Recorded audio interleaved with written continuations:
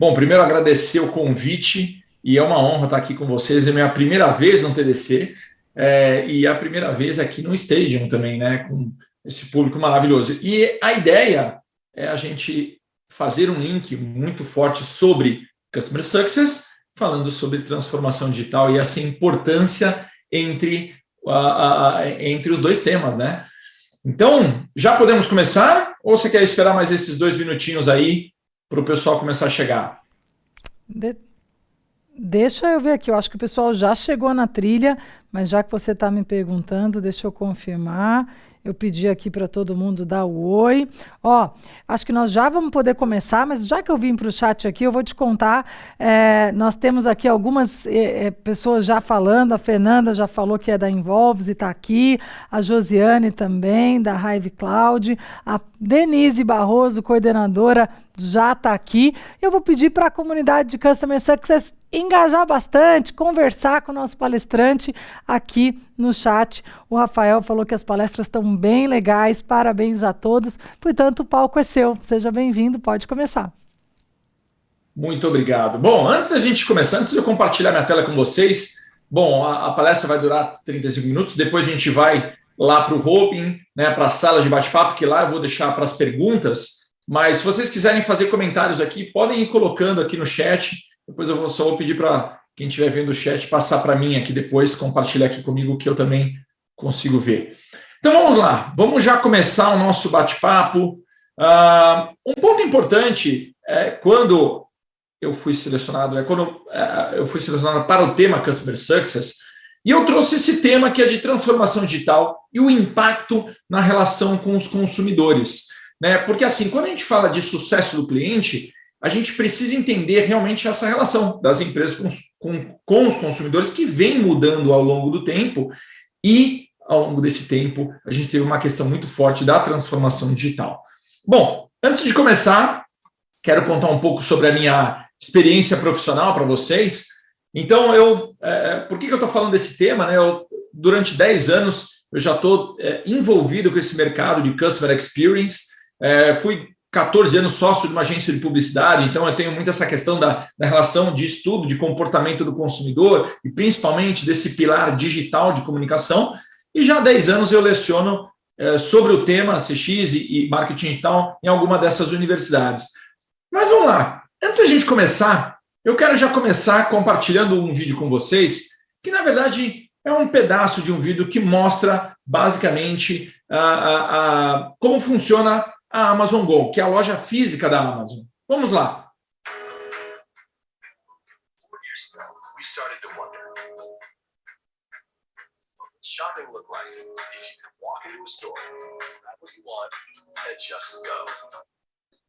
Então, assim, gente, Amazon Go, né? Então é uma loja onde você entra, como mostrou na imagem, ali você entra, pega o seu produto e simplesmente vai embora sem passar por ninguém, né?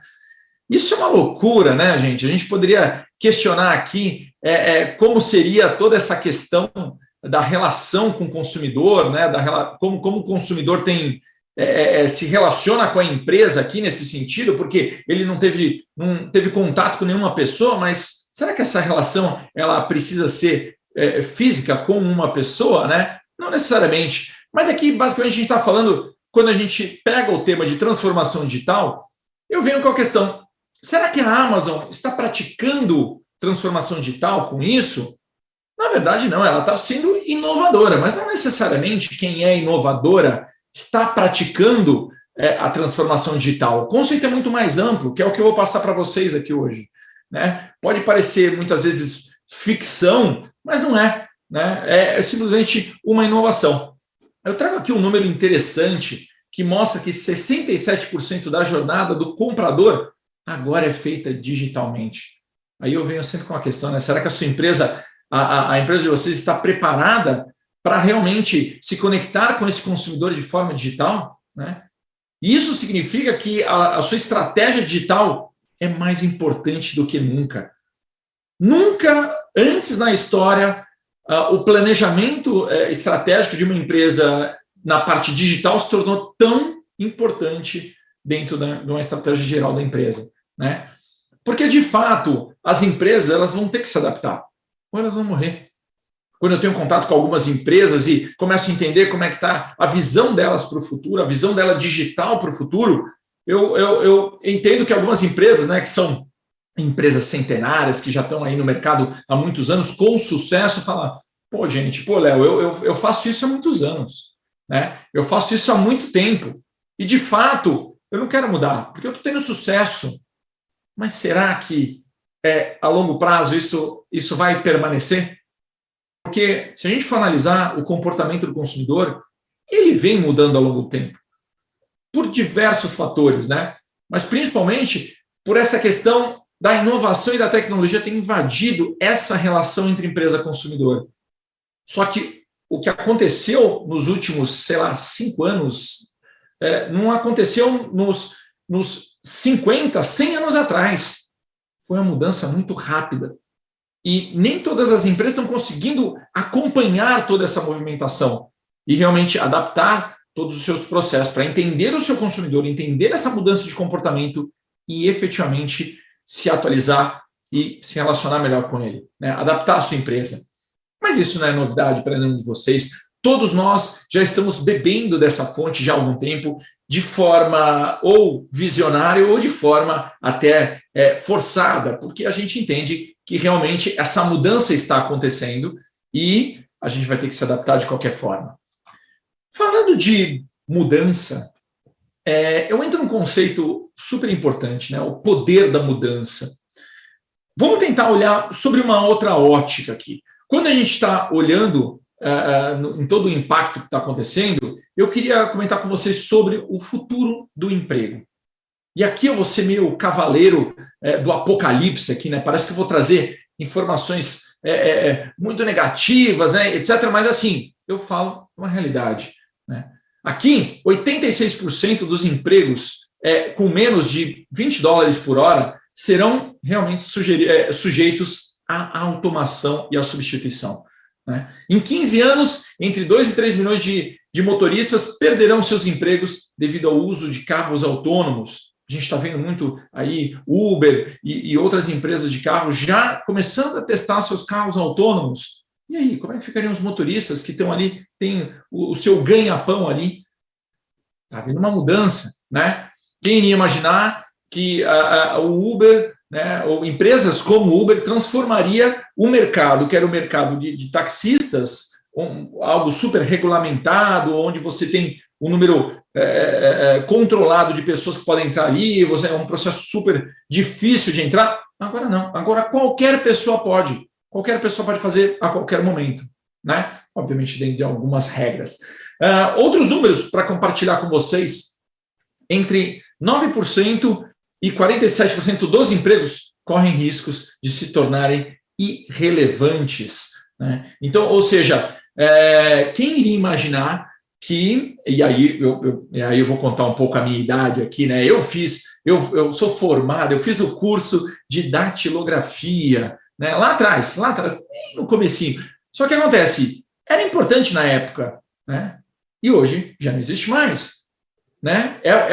Não só é um curso que não existe mais, basicamente, mas é um emprego que você iria se preparar que já não existe mais. Mudou, foi substituído, né? Então, assim, realmente, se a gente for pensar, né, a quantidade de empregos que existem hoje, que no futuro não vão existir mais, é uma porcentagem muito grande. Em 2040, mantidas as mesmas variáveis, né, 62% da população empregada não terá emprego disponível. Mas isso é uma informação para a gente se preocupar? Sim, é para a gente se preocupar. Na verdade, a gente precisa se movimentar. O que eu quero colocar aqui para vocês, gente, é que em função de toda essa transformação, esse movimento de transformação digital que está acontecendo, se a gente continuar achando que o nosso emprego vai permanecer desta forma, não vai, ele vai mudar. Uma coisa eu digo, né, aquele emprego que é mais braçal, né, ele vai se tornar menos, ele não vai existir com menos frequência, a gente vai ver mais empregos onde você busca algo mais mental, algo mais de raciocínio. Mas é aquilo que eu falei, né? Não é uma visão pessimista, é um fato. É isso que eu quero passar para vocês. Quer que eu mostre mais números para vocês? Aqui, ó. peguei um artigo falando que o Itaú e o Banco do Brasil anunciam um plano de demissão voluntária. Por que isso? Se eu for perguntar aqui para vocês qual é a quantidade de pessoas, de vocês aqui que têm bancos digitais, a maioria vai levantar a mão. E aí eu pergunto para vocês, nesses bancos digitais, vocês já foram nas suas agências? Não, porque não tem agência. Então, por que bancos como o Itaú, Banco do Brasil, vão ter as suas agências físicas, né? Então, esse é um questionamento, é uma mudança que está acontecendo.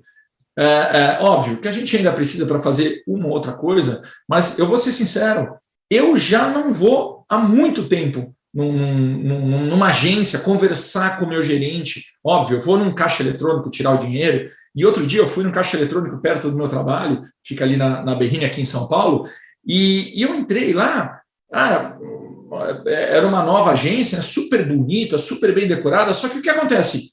Não tinha ninguém. Não tinha ninguém lá dentro, tinha lá os gerentes basicamente fazendo provavelmente o seu trabalho de forma online, mas não tinha nenhuma pessoa dentro da agência. Pessoas no caixa eletrônico, mas assim, de fato, algo está mudando. E não é só no universo financeiro, né? Quando a gente olha aqui também algumas lojas fechando, lojas de varejo, né? Fechando, porque também os canais de venda estão mudando, né? Então, essas são as quantidades de lojas que elas vão fechar nos próximos anos, estão planejando de fechar nos próximos anos. Então, de fato, está acontecendo um movimento, e a gente precisa entender realmente esse movimento que está acontecendo. Olha que interessante esse dado que eu vou compartilhar com vocês. Quando a gente fala que um determinado produto atingiu o mainstream, isso significa que aquele determinado produto atingiu 50 milhões de usuários, de compradores, de clientes ali naquele sentido. E esse gráfico, ele mostra a quantidade de tempo que durou para que um produto, desde o seu lançamento, atingisse a marca de mainstream, de 50 milhões de usuários. Olha só que interessante.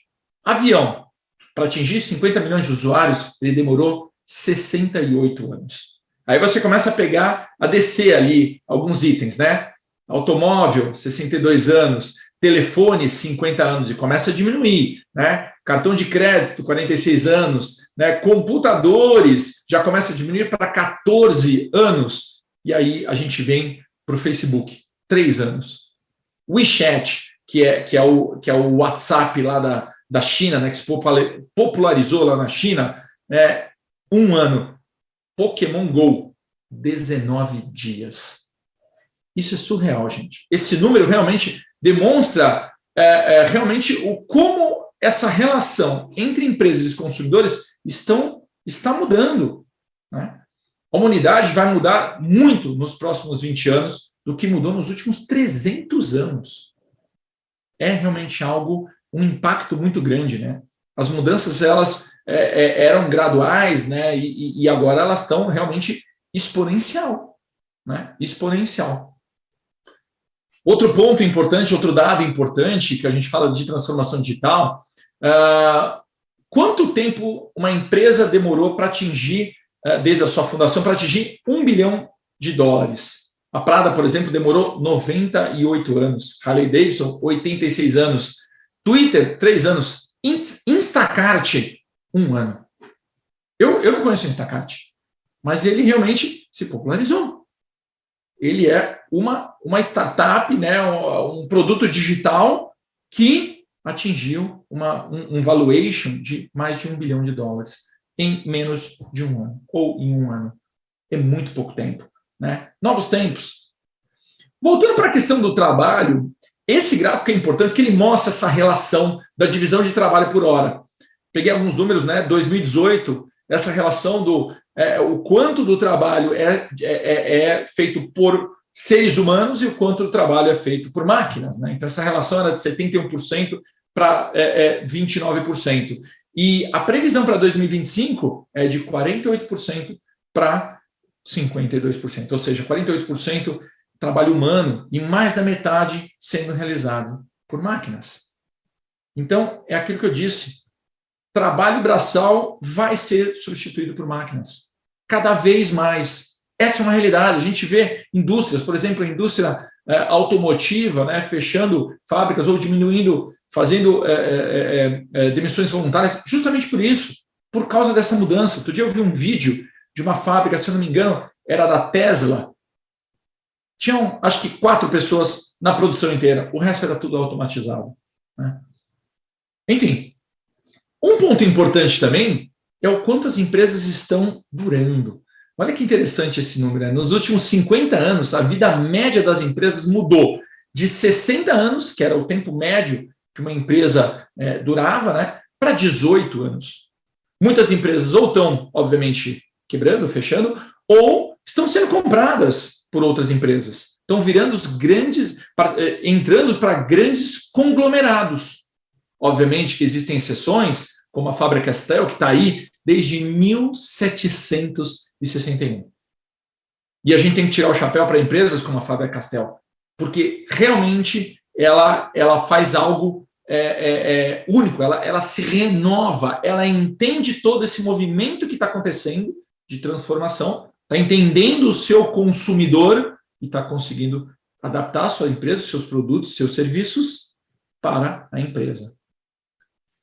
O conceito de sucesso mudou. Se a gente pega a Kodak, por exemplo, lá em 1996, ela tinha um valuation de 28 bilhões de dólares, ela detinha de 80% de venda de câmeras, do mercado de venda de câmeras, e 90% do mercado de vendas de filmes fotográficos, né? Ela tinha a mina de ouro em suas mãos. E naquela época, 140 mil funcionários, um número realmente absurdamente alto. E agora, 2012, agora não, né? Em 2012 ela entrou em falência com basicamente 17 mil funcionários e no mesmo ano surgiu o Instagram, em 2012, com um valuation de 1 bilhão com apenas 13 funcionários. Então, essa relação das empresas, né, dessa miopia de marketing, é fundamental para a gente compreender toda essa relação que acontece, né? Será que a gente matou os nossos empreendedores lá em 1974? O Gurgel, né, o João Gurgel, já tinha lançado seu carro elétrico, né? Mas nessa mesma época, em 74, a Microsoft tinha sido fundada no ano seguinte, né? A Apple 2 anos depois, e o Elon Musk tinha apenas 3 anos. Um curto período de tempo para 2 grandes empresas, ou 3 grandes empresas, se considerar o Elon Musk e a sua Tesla, realmente dominaram o mundo, né?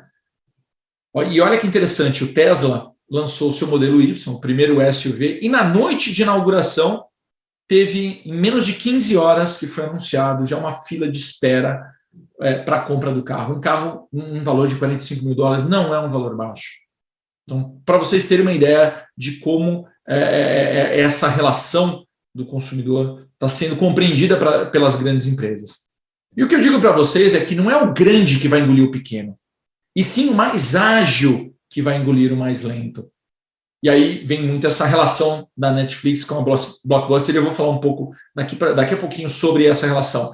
Mas o que eu queria mostrar para você é que, óbvio, né, nesses 2 últimos anos, teve uma questão também da relação do Covid, né? Então, até tem essa piadinha que circulou na internet durante um tempo, quem acelerou a transformação digital nas empresas, né? A sua área de TI, o CEO, o CTO, a equipe Agile? Não, o coronavírus, né?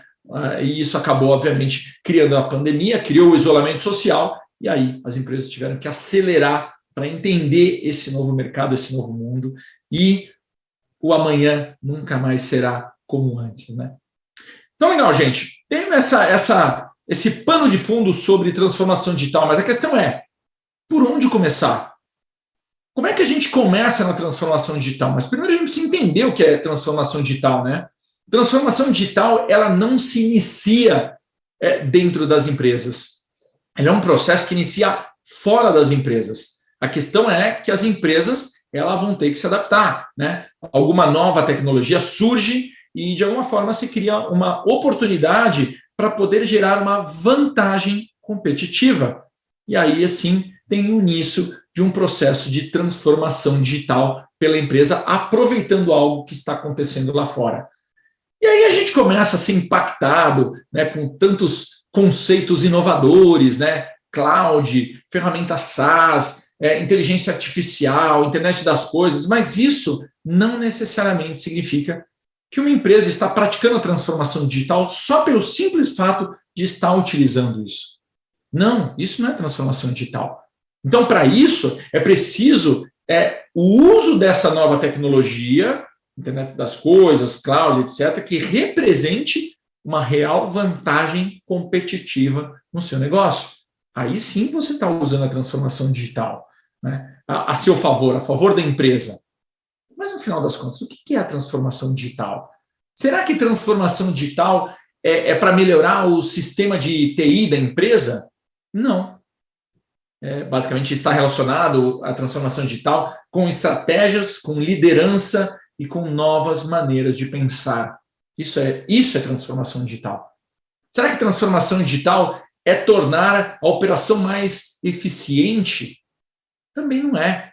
Transformação digital é descobrir quais processos agregam mais valor ao seu negócio e usar essas tecnologias justamente para isso, para conseguir acelerar esse processo.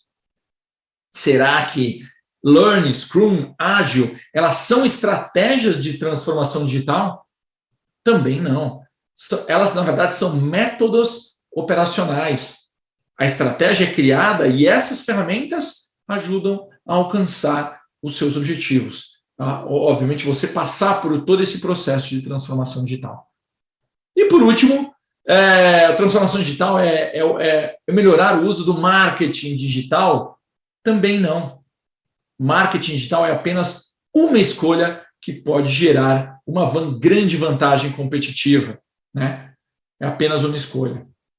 Então, gente, eu questiono para vocês, como é que a gente consegue realmente criar uma vantagem competitiva para conseguir se relacionar melhor com os nossos clientes, conseguir compreender melhor suas necessidades, suas expectativas, né? Então, relembrando os 3 elementos, né? Esses são os 3 elementos para realmente conseguir criar uma grande vantagem competitiva. Basicamente, você tem a estratégia, é o primeiro elemento. O segundo elemento são pessoas e uma cultura de inovação, e aí, nesse caso, uma cultura de inovação e uma cultura de cliente. E o terceiro ponto, uma tecnologia e comunicação. Então, quando a gente fala de estratégia, de pessoas e cultura de inovação, esse gráfico ele representa muito o que eu quero passar aqui, né? Então, assim, desenvolver uma cultura não é simplesmente pegar uma empresa centenária e começar começar a desenvolver partes digitais ao longo da empresa, que é o gráfico aqui que é o gráfico aqui que mostra na esquerda aqui, né? Então, uma empresa tradicional e você tem o todo digital como parte da empresa, permeando a empresa. Na verdade, não é isso. A gente quer ter um pensamento como de uma startup, onde você tem o digital no centro de tudo, o cliente no centro de tudo. O cliente é o principal, né, o principal objetivo que a empresa tem. E você precisa ter o digital no centro de tudo. E aí sim a empresa ser construída em volta disso. Em 2017, 70% das empresas listadas na Fortune 500 montaram times dedicados na transformação digital.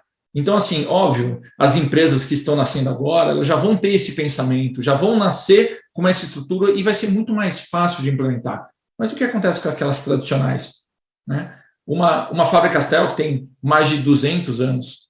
Então, realmente é complicado, mas você precisa criar algum movimento dentro da empresa. E criar times dedicados para a transformação digital é um primeiro passo. Obviamente, essas áreas elas não podem ser isoladas, elas têm que ser conectadas com toda a empresa, mas o ponto é preciso começar esse movimento com uma equipe dedicada mesmo para fazer uma grande mudança num curto espaço de tempo. Outro ponto importante também aqui, para que funcione, né, você precisa ter a empresa toda conectada, né? É necessário ter toda uma empresa envolvida, não adianta nada só você ter essa área de transformação digital, ou de repente só a área de marketing pensando nisso, a área de comunicação, e não ter toda a empresa, porque toda empresa vai ser impactada no final das contas. Toda empresa vai ser impactada por esse processo. E se você tem só uma parte da empresa sendo impactada por isso, o resto não vai funcionar. Então, quais são as 3 grandes áreas que são afetadas aqui? Primeiro, operações, funcionários e processos. A tecnologia como centro do seu processo e que interfere em todas as áreas da empresa, né? Então, operações ela é importante para você conseguir fazer todo esse movimento. Segundo, experiência do cliente, também é importante. Até 2025, a experiência do cliente superará o preço e o produto como um diferenciador chave de marca, né? Um diferencial competitivo da sua marca para o cliente escolher você. E o terceiro ponto, obviamente, o modelo de negócio, algo que envolva todos os itens anteriores e você realmente precisa fazer uma mudança no seu modelo de negócio.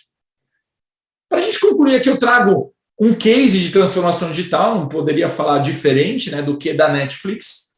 Como é que a Netflix fez todo esse processo de transformação digital dentro de tudo isso que eu passei para vocês? Né? Bom, primeiro que a Netflix, não sei se você já sabia, mas a Netflix já existia como delivery físico de filmes clássicos e cults, né? Difícil de encontrar nas locadoras de vídeos como a Blockbuster e DVD. Sim, a Netflix era muito antiga. Só que aconteceu, em determinado momento, ela entendeu o seu mercado e não havia nenhuma transformação digital nisso, né? Ela estava sendo até disruptiva ao atender o consumidor com algo que a Blockbuster não estava interessada, com filmes clássicos, mas com pouca saída. Só que ela ainda não estava fazendo uma transformação digital. Foi aí que ela entendeu qual é o real negócio dela. E teve a mudança de chave, como mostra esse gráfico, ela começou a valer 2 bilhões e aí, obviamente, quebrou basicamente uma empresa como, não só uma empresa, mas um mercado de aluguel de filmes físicos, como era a Blockbuster naquela época. Então, vamos lá. Como é que a Netflix fez toda essa mudança? Olhando aqueles 3 pilares, né? Vamos lá. Primeiro pilar, operação. Então, assim, eles usaram uma nova tecnologia, que é o streaming de vídeos, e em vez de receber pedidos por telefone ou pelo site, mandar entregar em casa e retirar depois, ela tratou, obviamente, de montar um catálogo para cada um se servir. Então, essa mudança operacional foi muito importante. Segundo ponto, e tem a ver com o tema da trilha de Customer Success, a experiência do consumidor, né? Então, assim, com essa mudança na experiência, na operação da experiência do consumidor, isso foi completamente mudado, né? Às vezes o processo de melhoria com essa inovação, a ideia é realmente melhorar a experiência do consumidor. Vamos lá, gente. Pegar algo na Blockbuster era ruim, você tinha que sair de casa, pegar o carro, né? Aí pegar o filme, geralmente você fazia no final de semana, chegava domingo à noite e falava, esqueci de devolver, tem que devolver hoje até meia-noite. Você tinha que pegar o carro meia-noite, ir lá e devolver, entregar, enfim. Complexo. Experiência do consumidor ruim. A Netflix veio para, num clique de distância, você conseguir ter o que você deseja, assistir o que você deseja no tempo que você quiser.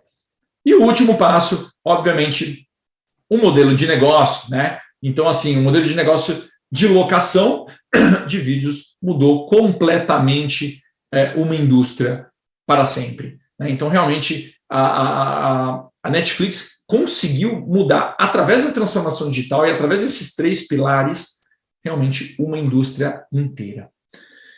Legal, trouxe o exemplo da Netflix, um exemplo mais clássico que a gente tem hoje de transformação digital, mas quem mais está fazendo isso, né? Queria compartilhar com vocês mais 3 estudos de casos aqui para falar de transformação digital e como isso tem transformado muito essa relação com os consumidores.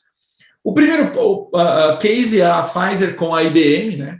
Então, a Pfizer e a IBM criaram um sistema para monitorar pacientes em tempo real e eles acabaram se unindo para conseguir usar a melhor tecnologia para pegar esses elementos, né, essas métricas de saúde que cada paciente tem e, de fato, passar toda essa informação para a Pfizer e a Pfizer conseguir entregar algo específico para aquele paciente e no tempo certo.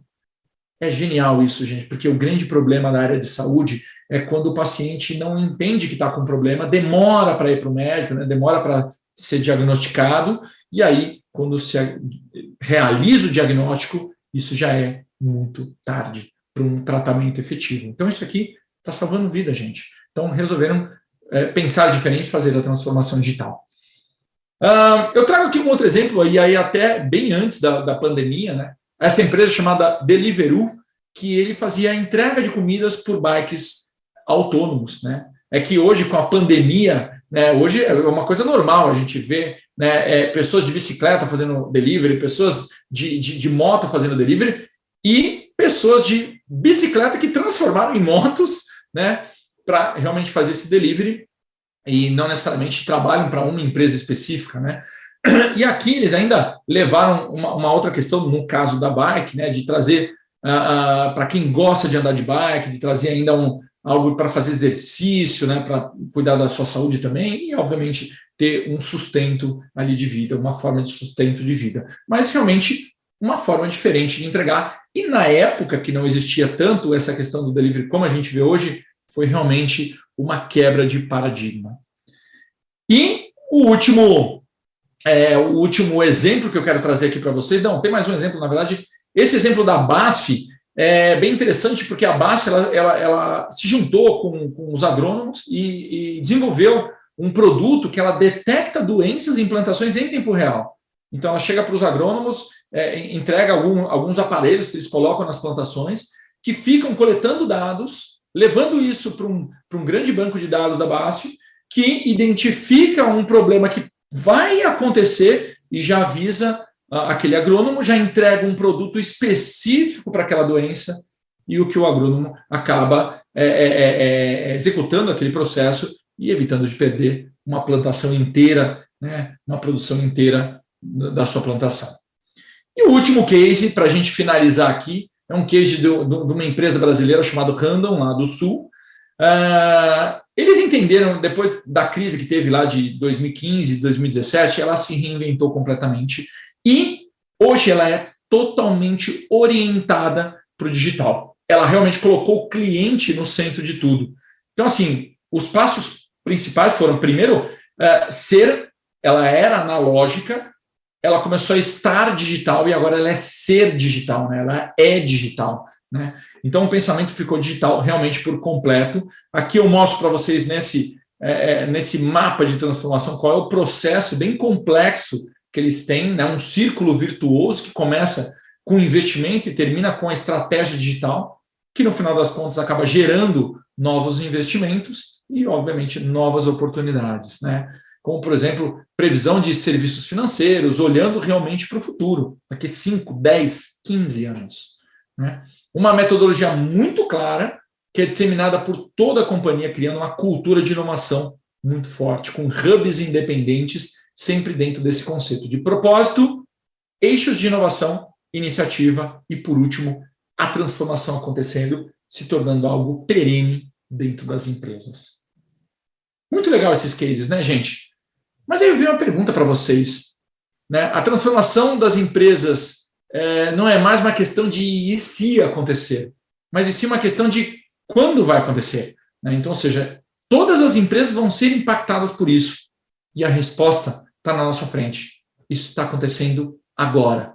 Aí eu pergunto para vocês estão preparados para entender o seu consumidor e atender ele da melhor forma possível? Vou deixar aqui com vocês os meus contatos. Meu e-mail, leonardo.palota, com 2 L's, 2 T's, @hiacademy.com.br. Aliás, convido todos vocês a acessarem o site hiacademy.com.br, porque é uma escola especialista focada em CX e tem muito conteúdo para você melhorar a sua transformação digital e melhorar a sua relação entre empresas e consumidores. O nosso perfil no LinkedIn, né, linkedin.com/school/hiacademy, e nosso perfil no YouTube, youtube.com/hiacademy.